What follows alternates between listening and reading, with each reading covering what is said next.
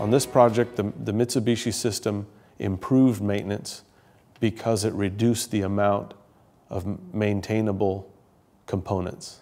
On a project like this, using the traditional systems, we would have approximately 400 points of maintenance. A couple of hundred of compressors, a couple of hundred fans, a couple of hundred control points. And using the Mitsubishi system, we reduce that to about half. So fewer compressors, same amount of fans, similar amount of controls, but the overall maintainable components was greatly reduced.